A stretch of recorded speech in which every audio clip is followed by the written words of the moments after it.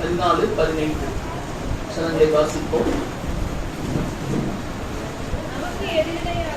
நமக்கு எதிரிடையாகவும் கட்டளைகளால் நமக்கு விரோதமாகவும் இருந்த கையெழுத்தை குலைத்து அதை நடுவில் இராதபடி எடுத்து சிலுவையின் மேல் ஆணி அடித்து துரைத்தனங்களையும் அதிகாரங்களையும் முறிந்து கொண்டு வெளியரங்கமான கோலமாக்கி சிலுவையின் மேல் வெற்றி சிறந்தார். அல்லேலூயா. இன்னைக்கு வெற்றியின் எல்லாரும் என்ன செய்யறாங்கன்னா தூக்கத்தை அனுசரிக்கிற நாள் நினைக்கிறோம். ஆனா ஆண்டவர் என்ன செய்தாரா, இன்றைக்கு சிலுவையிலே ஆண்டவர் வெற்றி சிறந்தார். எதற்காக வெற்றி சிறந்தார்? நமக்கு விரோதமாக கட்டளைகளால் பிரணத்தினால கொடுக்கப்பட்டிருக்கு. கட்டளைகளாலும் எதிரிடையாக இருந்த கையெழுத்து. கட்டளை போட்டாச்சு. என்ன கட்டளை போட்டாச்சு? இந்த பாவத்தை செஞ்சா இப்படி ஒரு தண்டனைகள் என்று சொல்லி தேவ சமூகத்திலே அவர்கள் கட்டளை பெற்றார்கள். எப்போது பெற்றாங்கன்னா, உபாகமம் 28வது அதிகாரம் 15வது வசனத்தை வாசிப்போம். ஆண்டவர் சொல்லுகிற கட்டளைகள், நியாய பிரமாணங்கள், இன்று நான் உனக்கு விதிக்கிற உன் தேவனாகிய கர்த்தருடைய எல்லா கற்பனைகளின்படியும் கட்டளைகளின்படியும் நடக்க கவனமாய் இருப்பதற்கு அவரது சத்தத்துக்கு செவி கொடுக்க மாட்டீனா, செவி கொடுக்க மாட்டாதே போனால் இப்போது வருகிற சாபங்கள் எல்லாம் உன்னை வந்து உனக்கு புது கதையா இருக்கு அப்படின்னு சொல்லி நம்ம நினைக்கலாம். இதையே இந்த 28வது அதிகாரம் 1வது வசனத்துல ஆண்டவர் எப்படி சொல்லுகிறார் என்று வாசித்து பார்ப்போம்.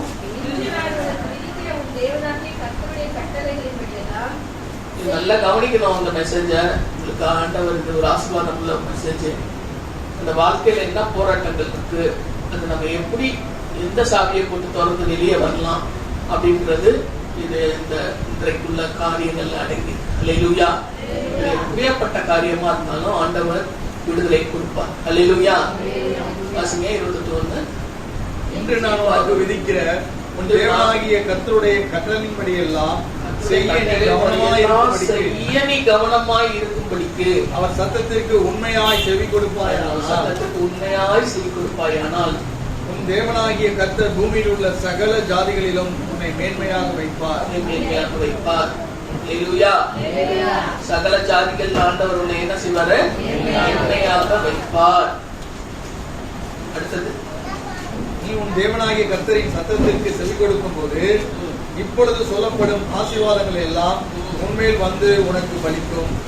எப்படி ஆண்டவருடைய சத்தத்துக்கு செவி கொடுக்கும் போது உண்மையா பாருங்க, அந்த வாடெல்லாம் அது இன்க்ளூட் பண்ணிட்டார் ஆண்டவர், அது சேர்த்து வச்சுட்டார். உண்மையாய் செவி. அப்ப பொய்யா செவி கொடுக்கறதுக்கு என்ன செய்யுது? ஆட்கள் இருக்கு. ஏன்னா தேவையானதப்ப வாங்கிட்டு அதுக்கப்புறம் எனக்கு என்னன்னு இருக்கும் போது அது உண்மையாய் செவி கொடுத்தல் அல்ல. அல்லேலூயா. தேவையானதெல்லாம் ஆண்டவர்கிட்ட பெற்றுக்குவேன். ஆண்டுடைய கட்டளைகள் நியமங்களை நான் அல்ல தட்டுவேன் அப்படின்னு சொன்னா அது உண்மையாய் செவி கொடுப்பது இல்லை. அல்லேலூயா. ஆண்டவர் உண்மையாய் செவி கொடுத்தா உன்னை பூமியில வம்சங்களுக்கெல்லாம் மேன்மையாக வைப்பார். வேற யாரோ நான் ஆசீர்வதிச்சு உனக்கு சொத்து கொடுத்து, அல்லேலூயா, ஒரு பதவி பிரமாணம் கொடுத்து உயர்வு கொடுத்து யாரோ செய்ய தேவையில்லை. ஆண்டவர் என்ன செய்வார்? செய்வார். அதனாலதான் ஆண்டவர் சிறைச்சாலையில் இருந்த யோசேப்பை கொண்டு வந்து எங்க வைத்தார்? அல்லேலூயா. பிரதம மந்திரியாய் ஆண்டவர் மாற்றினார். அல்லேலூயா. ஒண்ணுமே இல்லாம போன யாக்கோபை தூக்கி ஆண்டவர் என்ன பண்ணாரு? 2 பரிவாரங்களுக்கு தலைவனாய் மாற்றினார். அல்லேலூயா. மீனவரான அந்த பேதுருவை என்ன பண்ணாரு? அதிகாரிகளுக்கு போதிக்கிற அளவுக்கு அப்போஸ்தலர் 2வது அதிகாரத்தில் ஆண்டவர் கொண்டு வந்தார். அல்லேலூயா. கர்த்தருக்கு கீழ்ப்படிவோமானால், உண்மையாய் செவி கொடுத்து அவருக்கு கீழ்ப்படிவோமானால் எல்லா ஆசீர்வாதங்களும் பலிக்கும். அப்படி நம்ம அதுக்கு முன்னாடி 14ல வாசிக்கும் பொழுது என்ன செய்தாரு? என்ன இருக்கு?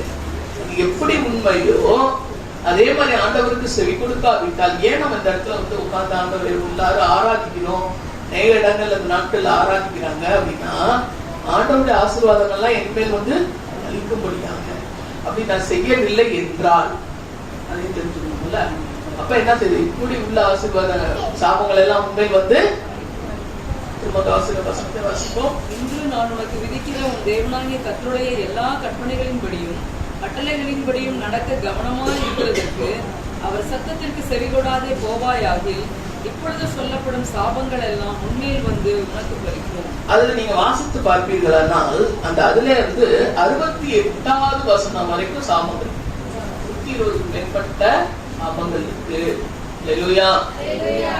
இதெல்லாம் தான் நம்மளோட வாழ்க்கையில முள்ளுகள் போல குத்தி கொண்டு இருக்கிறது. சாபங்கள் என்பது என்னதுன்னா ஒரு முள்ளு. அல்லேலூயா, அல்லேலூயா. பாருங்க, யாத்திராகமம் 20வது அதிகாரம் 5 நீ அவைகளை நமஸ்கரிக்கவும் சேவிக்கவும் வேண்டாம். உன் தேவனாகிய கர்த்தராய் இருக்கிற நான் எரிச்சலுள்ள தேவனாயிருந்து என்னை பயக்கிறவர்களை குறித்து பிதாக்களுடைய அக்கிரமத்தை பிள்ளைகளிடத்தில் பாருங்க, எரிச்சல் உள்ள தேவனாய் இருந்து. ஆனா இன்னைக்கு சகலருடைய பாவங்களை சுமக்கிற நாளில் தானே இன்னைக்கு நம்ம இன்னொரு வார்த்தை, அன்புள்ள தேவன், பொறுத்துக் கொள்கிற தேவன், பாவங்களை எல்லாமே சொல்லி நம்ம எப்பொழுதும் அதுதான் கேள்விப்பட்டிருக்கோம், மன்னிக்கிற தேவன் அப்படிலாம். ஆனா எரிச்சல் உள்ள தேவனாய் இருந்து என்னை பகைக்கிறவர்களை குறித்து பிதாக்களுடைய அக்கிரமத்தை பிள்ளைகளுக்கு 3ஆம் 4ஆம் தலைமுறை மட்டும் விசாரிக்கிறவராய் இருக்கிறேன். ஆண்டவர் வந்து ஒரே அன்பா செலுத்தின்றது இல்ல, ஒழுக்கம் இல்லாம வளர்க்கறது இல்ல. நம்மள நேரம் தான் பிள்ளைகளை வந்து ஒழுக்கம் இல்லாம வளர்க்கறது, அன்பு மாத்திரம் செலுத்துறது. அப்படிப்பட்டவர்கள் வந்து நேசிக்கிறதே இல்லை. வாசனம் சொல்லி தன்னுடைய பிள்ளைகளை என்ன செய்யறது இல்லையா, நேசிக்கிறது இல்லையா, என்ன செய்யறது இல்ல, அவர்களை ஒரு தீமையானவர்களா மாற்றி கொண்டிருக்கிறார்கள். வாழ்க்கையில அவங்களுக்கு மேல என்ன செய்யும், அடிகளும் பிரச்சனைகளும் சாபங்களும் அவங்க மேல வர்றதுக்கு இவங்க ரெடி பண்ணி வளர்க்குறாங்க. ஆனா நேசிக்கிறவன் எவனோ ஏற்கனவே தண்டிச்சு லேலுயா சிரிச்சிட்டு வைத்திருப்பான், லேலுயா திட்டி வளர்த்திருப்பான், அடிச்சு வளர்த்திருப்பான். அதுதான் ஆண்டவர் சொல்றாரு, நீ சின்ன வயசுல அது மாதிரி வளர்த்தீங்கன்னா முதிர் வயது வரைக்கும் அது என்ன செய்யலாம், சின்ன வயசுலயே பதிஞ்சிருந்தான். தூதர்கள் பாருங்க 4 வயசுக்குள்ள எல்லா விஷயங்களையும் சொல்லி கொடுத்துருக்காங்க, ஆண்டவருக்கு பயப்படுகிற பயத்தை. இன்னைக்கு நிறைய கண்டுபிடிப்புகளை கண்டுபிடிச்சிருக்கிறது யாரு, தூதர்கள். கர்த்தருக்கு பயப்படுறது அல்லேலூயா. சிறு பிள்ளைகளுக்கு என்ன செய்யணும், நம்ம ரட்சிக்கப்படுறது வருங்கால தலைமுறைக்கு ஆசீர்வாதம். அதுதான் அதுல போட்டு பாருங்க 6, என்னிடத்தில் அன்பு கூர்ந்து கற்பனைகளை கை கொள்கிறவர்களுக்கோ 1000 தலைமுறை மட்டும் அங்க தொடர்ந்து ரட்சிப்பு. அதனாலதான் ஆண்டவர் பிரசங்கி 12:1 சொல்றாரு, வாலிப பிராயத்துல ஏன் வாலிப வயசுல ஆண்டவர் ரட்சிக்கப்பட சொல்றாரு, உன்னை நினைச்சவர், உன்னை வளர்த்தவர், உருவாக்கினவர், தாய் கர்ப்பத்தில் உன்னை உருவாக்கினவர் ஏன் நினைக்க சொல்றாரு, வேற எந்த சிந்தனையும் உனக்குள்ள வந்துடக்கூடாது வாலிப வயசுல. அந்த சிந்தனையை காத்து, இந்த வாலிபத்தை காத்து கர்த்தருக்கு என்று ஒப்புக் கொடுக்கும் போது யோசேப்பை போல, தானியேலை போல, அல்லேலூயா, ஆண்டவருக்கு என்று தன்னை ஒப்புக் கொடுக்கிற அந்த வாழ்க்கையில அல்லேலூயா 1000 தலைமுறை மட்டும் என்ன செய்யுது, இரக்கம் செய்கிற பிள்ளைகளுடைய தலைமுறைகளுக்கு 1000 தலைமுறைகள் நம்ம கீழ்ப்படித்தா யாருக்கு ஆசீர்வாதமா, 1000 தலைமுறை. ஒருவேளை கீழ்ப்படியா போனா 4 தலைமுறை மட்டும் என்ன செய்யலாம், சாபங்கள். அப்படி 4 நாளா நீங்க போட்டுட்டே வாங்க, எப்படி வரும், நமக்கு மேல 4 தலைமுறைக்கு உள்ள சாபம் வந்து நமக்கு இருக்கும். அப்ப 3ல இருந்து அங்க இருந்து 2 இருக்கு, 2ல இருந்து வரிசையா இருந்தா நமக்கு கீழேயும் அதே மாதிரி இருந்தா என்ன ஆகும், சிம்பிளா சொல்றாரு, எல்லா இடத்துலயும் என்னது சாபம் தான் வரும். நான் என்ன செய்யறது, என்ன செய்யறதுன்னு பாத்தீங்கன்னா கலாத்தியர் 3:13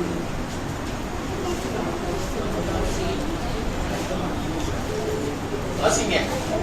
மரத்திலே தூக்கப்பட்ட எவனும் சபிக்கப்பட்டவன் என்று எழுதியிருக்கிறபடி, மரத்திலே தூக்கப்பட்ட எவனும் சபிக்கப்பட்டவன் என்று சொல்லி எழுதியிருக்கிறபடி கிறிஸ்து நமக்காக சாபமாகி நியாயப்பிரமாணத்தின் சாபத்திற்கு நம்மை நீங்களாக்கி மீட்டுக் கொண்டார். அல்லேலூயா. அல்லேலூயா. அல்லேலூயா. இப்ப நான் சொன்ன பாருங்க, வாகமத்துல போட்டிருக்கிற அந்த 28 அதிகாரத்துல உள்ள அவ்வளோ சாபங்கள் ஒவ்வொரு மனிதனுக்கும் உண்டு. அதனால நம்ம ரட்சிக்கப்பட்டிருக்கிறோம். ஆனா ஆண்டவர் என்ன செய்தார்? அந்த சாபங்களை மரத்திலே தூக்கப்பட்ட எவனும் சபிக்கப்பட்டவன் என்று சொல்லி சாபத்தை எல்லாம் அவர் மேல தூக்கி வச்சுட்டு நமக்காக அவர் சாபமானனால இந்த நியாயப்பிரமாண கண்டிஷனல் இப்படிதான் இருக்கணும், அப்படி இருந்தா அப்படிதான் அப்படின்றத ஒன்னா என்ன செஞ்சாரு? உடைச்சிட்டாரு. அல்லேலூயா. அவர் குறுக்க வந்து எல்லாவற்றையும் என்ன செய்தார்? தன் மேல எடுத்து போட்டுக்கிட்டார். அவரே பரிசுத்தமாய் போய் நின்றதுனால என்ன ஆச்சு? ஆண்டவர் நமக்கு விடுதலையை கொடுத்து விட்டார். சாபத்தை அவர் சுமந்துட்டு நமக்கு என்னத்தை கொடுத்தாராம்? இந்த 1000 தலைமுறைக்கு ஆண்டவர் ரட்சிக்கின்ற அந்த ஒரு ஆசீர்வாதத்தை நமக்கு கொடுத்து விட்டார். கரங்களை தட்டி ஆண்டவருக்கு நன்றி சொல்லுங்க. ஆண்டவர் எனக்கு ரட்சிப்பை கொடுத்தாருன்னா நான் கை தட்டி சொல்லவே தேவை. ரட்சிப்பு போன அனுபவம் வந்துச்சுன்னா என்ன செய்யும்? தன்னால கைகள் கட்டப்படும். அல்லேலூயா. கர்த்தருக்கு மகிமையை நம்ம செலுத்த வேண்டும். ஏன்னா இவ்வளவு பெரிய 1000 தலைமுறைக்கு ஒரு ஆசீர்வாதத்தை எங்க ஆண்டவர் சிலுவையில எடுத்துக்கிட்டார். அல்லேலூயா. பிலிப்பியர்ல கொடுக்கப்பட்டிருக்கிறது 2ஆம் அதிகாரத்துல அடிமையின் ரூபம் எடுத்து மனுஷ சாயலானா. அல்லேலூயா. அடிமையின் ரூபம். மனிதர்கள்ல ஒரு ராஜாக்களோட ரூபமோ தளபதிகளோட ரூபமோ, அல்லேலூயா, ஒரு கௌரவமான ஒரு இடத்தோட ரூபமோ ஆண்டவர் எடுக்கவில்லை. என்ன செய்தாராம்? அடிமை ரூபம் எடுத்து மனுஷ சாயலானா இருக்காங்க. நியாயப்பிரமாணத்தின் இந்த தண்டனையை யாரும் மாற்ற முடியாது. ஒரு மனிதனுக்கு பாத்தீங்கன்னா இந்த கட்டளைகள், நீங்க யாத்திரை 20 வாசித்து பாத்தீங்கன்னா 10 கட்டளைகள்.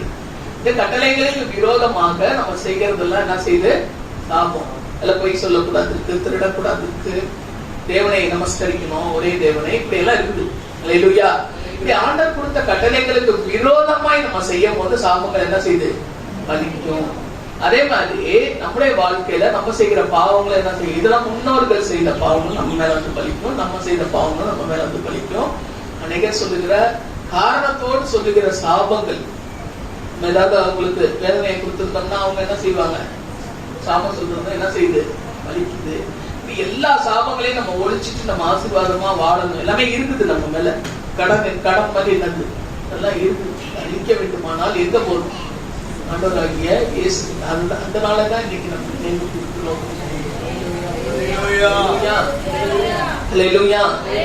அந்த நாளை தான் நம்ம இன்னைக்கு நினைவு கொடுக்கிறோம். ஆண்டவர் தாமேல எல்லாத்தையும் போட்டுக்கிட்டு நமக்கு என்ன செய்தாரு? அந்த உபாகம் 1ல இருந்து 13 வரைக்கும் இருக்கிற ஆசீர்வாதங்களை நமக்கு மேன்மையா, அந்த பூமியில வம்சங்கள்லாம் மேன்மையாக வைக்கணும்னு சொன்னா நமக்கு எப்படி சந்தோஷமா இருக்கு. அல்லேலூயா. உன்னை உயர்த்துவேன், எல்லாருக்கும் சகோதரர் எல்லாருக்கும் உன்னை உயர்த்துவேன், கொடுத்த ஆசீர்வாதத்தை உன்னை கொடுக்குறேன் அப்படின்னு சொன்னாங்க. சந்தோஷமா இருக்கு. ஆபிரகாமை போல உன்னை ஆசீர்வதிப்பேன், பெரிய கூட்டமாவார், சொல்றதெல்லாம் நடக்கும், நீ யாரும் சபிக்கிறியோ அவங்களை சபிப்பேன், யாரும் ஆசீர்வாதம் சொன்னா எவ்வளவு சந்தோஷமா இருக்கு. அல்லேலூயா. ஆனா அல்லேலூயா. ஆனா என்னது? இந்த ஆசீர்வாதங்களா கேட்கறதுக்கு இனிமையா இருக்கு. ஆனா பெற்றுக்கொள்ளுகிற தகுதி எங்க இருக்குதான்? தேவனுடைய சமூகத்துல இருக்குது. அங்க வந்து நான் என்ன செஞ்சிருந்தாலும் பரவாயில்ல, எல்லாத்தையும் யாரு மேல சாட்டிடும்? கர்த்தரின் பாரத்தை வைத்து விடு, அவருடைய ஆதரிப்பார்னு சொல்லி பாரத்தை வைக்கிறதோட பாவத்தையும் முதல் நாள்ல ஒரே தர ஆண்டவர் மறித்தாரு, ஒரே தரமும் எழுந்தாரு. அல்லேலூயா. மறித்து உயிர்த்தெழுந்ததுனால இந்த ரட்சிப்பை தூக்கி நம்ம கையில கொடுத்துட்டார். அதுக்கு மேல என்ன செய்யக்கூடாது? அதுக்கப்புறம் திரும்ப ஆண்டவர் எனக்காக மறிப்பார் திருப்பி அதுல உழுந்துட்டு இருக்க கூடாது. அதுக்காக தான் சபை. அதுக்காக திருப்பி தேவனுடைய வார்த்தைகளை வந்து கேட்கும் பொழுது நம்ம என்ன செய்ய,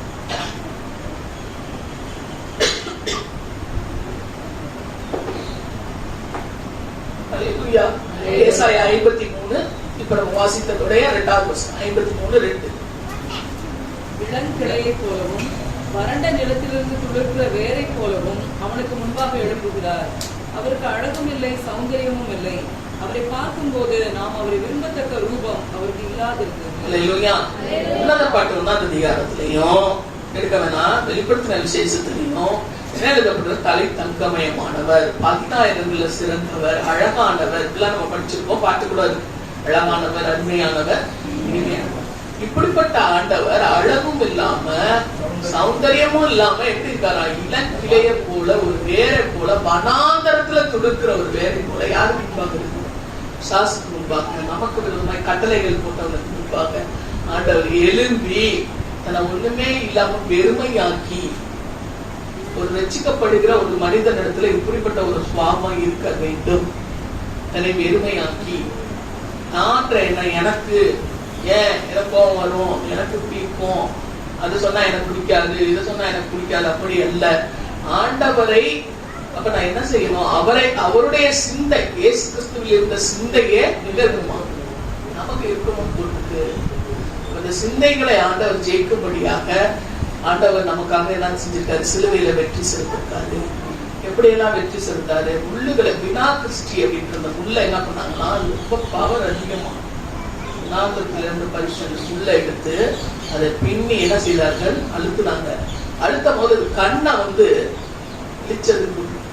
அதனாலதான் அவரோட கண்ணெல்லாம் பாத்தீங்கன்னா அப்படியே கலங்கி அந்த கேடடைந்த அந்த ரத்தம்லாம் ஒழுகி பசி தூக்கம் இல்லாம நிந்தனைகள், நல்ல வேதனைகள், கண்ணீர்கள். மத்தேயு 27:29 வாசிப்போம். பரிகாசங்கள் அவரை சுற்றி நடந்து கொண்டிருக்கிறது. ஒரு நிமிஷம் நினைச்சு பாருங்க, அந்த சூழ்நிலையை நினைத்து பாருங்க எப்படி இருக்கும். அந்த இடத்துல நம்ம இருந்தா எப்படி இருக்கும்? முள்ளுகளால் ஒரு முடியை பின்னி சிரசின் மேல் வைத்து வலது கையில் ஒரு கோலை கொடுத்து அவர் முன்பாக முழங்கால் படியிட்டு அந்த யூதருடைய ராஜாவே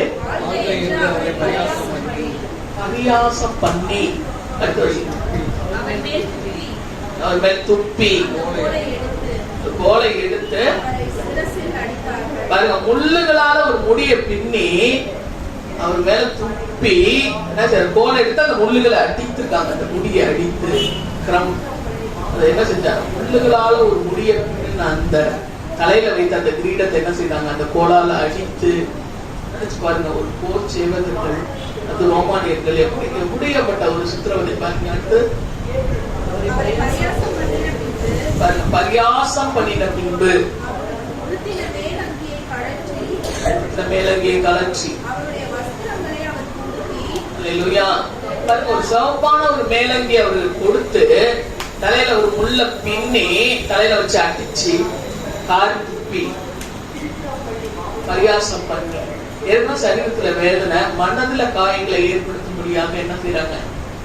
கிண்டல் பண்ணி நக்கல் பண்ணி. இன்னைக்கு நம்ம செய்கிற மீறுதல், நம்ம பிறரை அவமதிக்கிறோம்.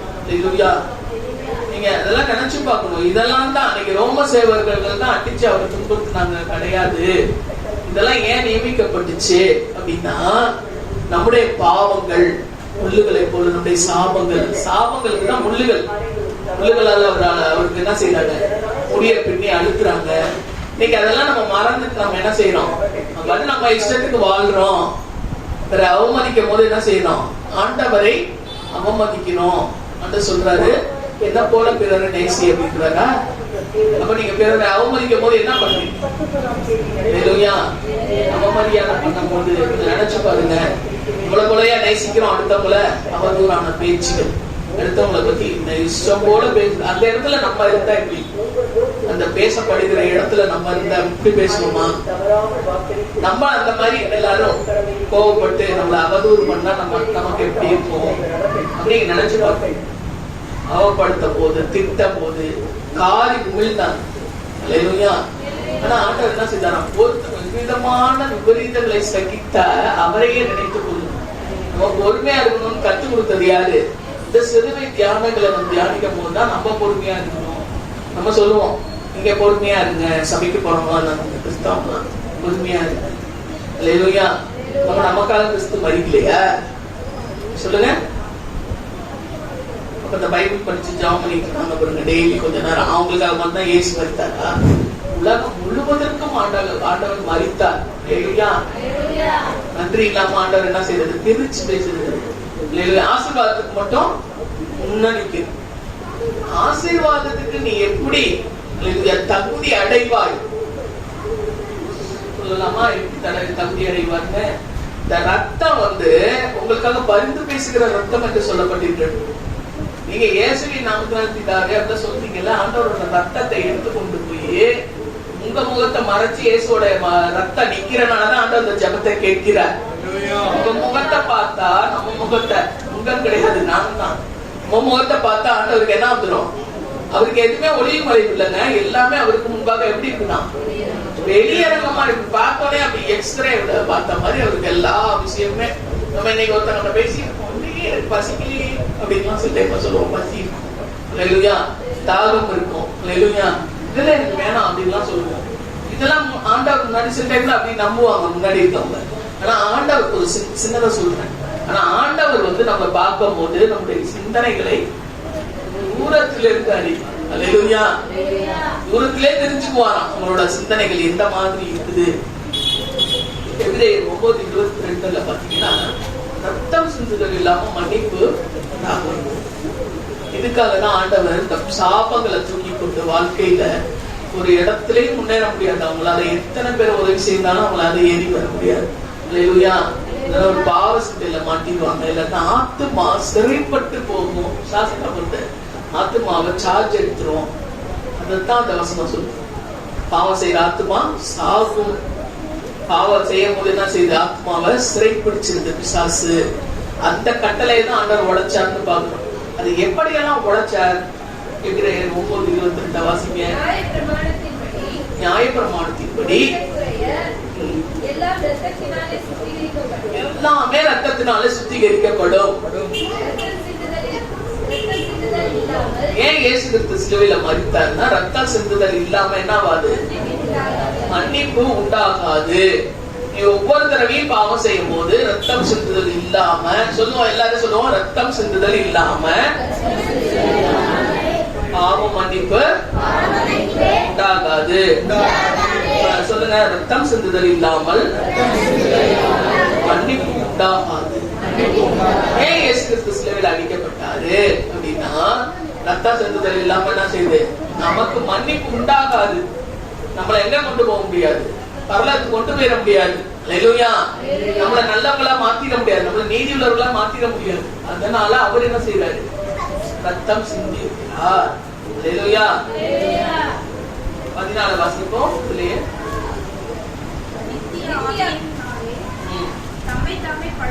நித்திய ஆவியினால இங்க பொய் இருக்கிற பரிசுத்த ஆவியானவர்னால அழுதற்றபடியாக.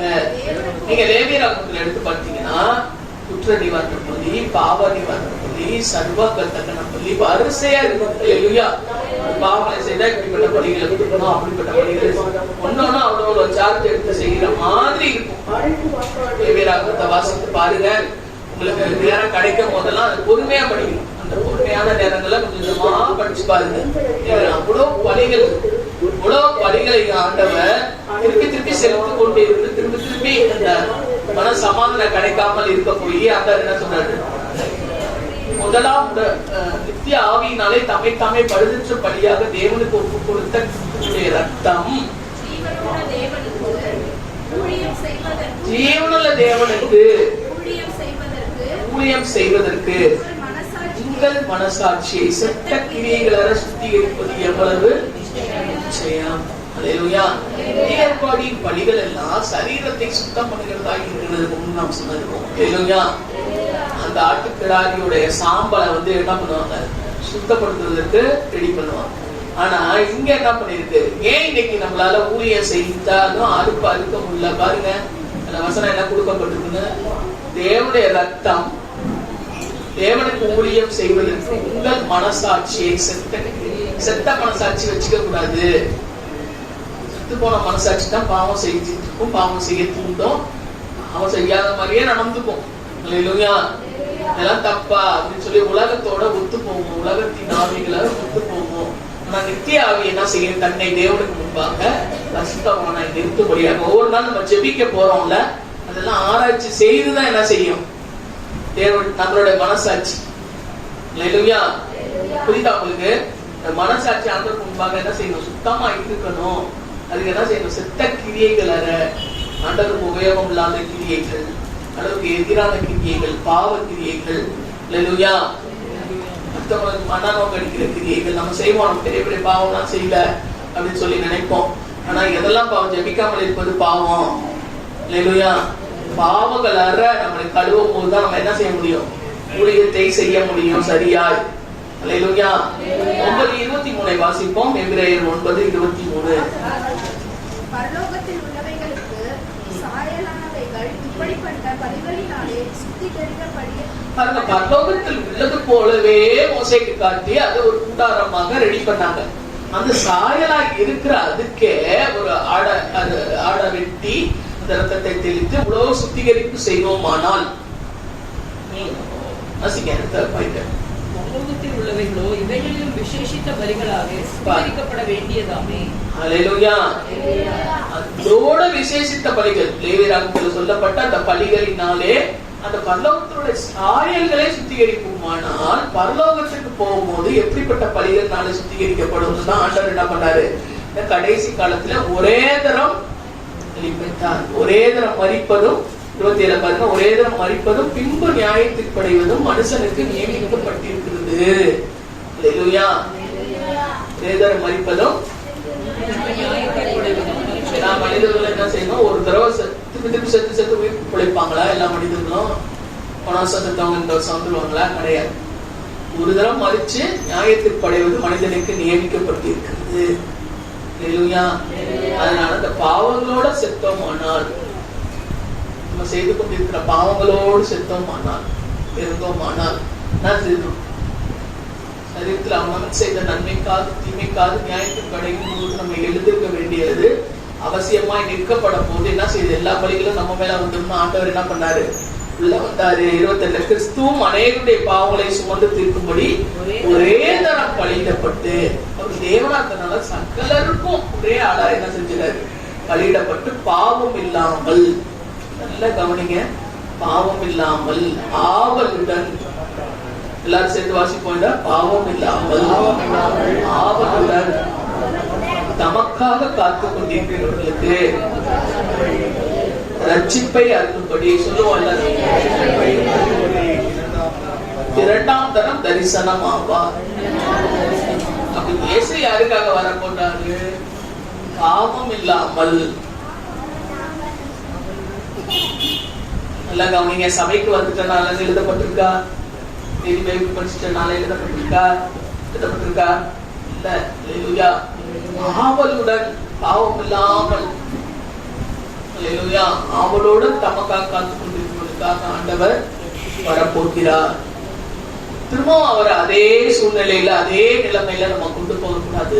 சிலுவை தியானிப்பதுன்னா என்னன்னா, அவர் அடிக்கப்படுகிற அந்த சூழ்நிலைகளை வாசித்தம்லாம் முள்ளுகள்னால ஒரு முடியை பின்னி இன்னும் நிறைய வசனங்கள்லாம் இவையெல்லாம் நம்ம தியானிக்கும் போது இது போல என்னுடைய பாவங்கள்லாம் நான் அவர் வதைக்க கூடாது.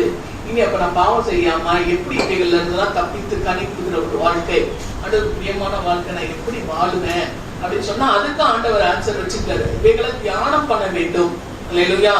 தியானம் பண்ணும்போது ஆண்டோடைய அன்பு நம்மளுடைய இருதயத்துல ஊற்றப்படும். அதுதான் அந்த பரிசுத்த ஆவியானவர். அந்த நம்பிக்கை நம்மள என்ன செய்யாது? வெட்கப்படுத்தாது. இந்த பரிசுத்த ஆவியானவர் நமக்கு உதவி செய்யும்படியாக. அல்லேலூயா. அப்ப நம்ம பொறுத்து போகும்போது நமக்கு வேதனையா இருக்கும்ல. அடுத்தவங்களை பொறுத்து போகும்போது நமக்கு என்ன செய்யும்? வேதனையா இருக்கும். துன்பப்படுத்தப்படும் போது வேதனை. அதுக்குதான் தேய்ச்சிரவாளனாகிய பரிசுத்த ஆவி. நம்ம நினைச்சுக்கிறோம் அவங்கள நம்ம திட்டிட்டு அதுக்கு ரிட்டர்ன் அவங்க திட்டிருப்பாங்க. அதுக்கு ஆறுதல் படுத்துறதுக்கு அந்த ஆவியானவர் கிடையாது. அல்லேலூயா. துன்பப்படுத்தப்படும் போது சகித்துக் கொள்றீங்கல்ல, கர்த்தர் நிமித்தம் நம்ம ஏதோ குற்றம் செய்து அதுக்காக அடிக்கப்பட்டு அதனால பொறுமையா இருப்பது அல்ல. நன்மை செய்து பாடுபடுறோம்ல, அநேகருக்காக நம்ம அநேகர் ரட்சிக்கப்படணும், அநேகர் கர்த்தருக்குள்ள வரணும், நிறைய விஷயங்களை பொறுத்து போகும். விவசாயம் இருக்கு. பாவிகள் நல்ல விதமான விபரீதங்களை சகித்து அவரையே நினைத்துக் கொள்ளுங்க. அந்த சூழ்நிலைகள்ல அவரை நினைத்துக் கொண்டு நம்ம பொறுமையா இருப்போம்ல, அப்ப பரிசுத்த ஆவியானவர் ஆறுதல் படுத்துறதுக்கு தான் அப்ப தேற்றவாளனாகிய ஆவியானவர். புரியுதா உங்களுக்கு?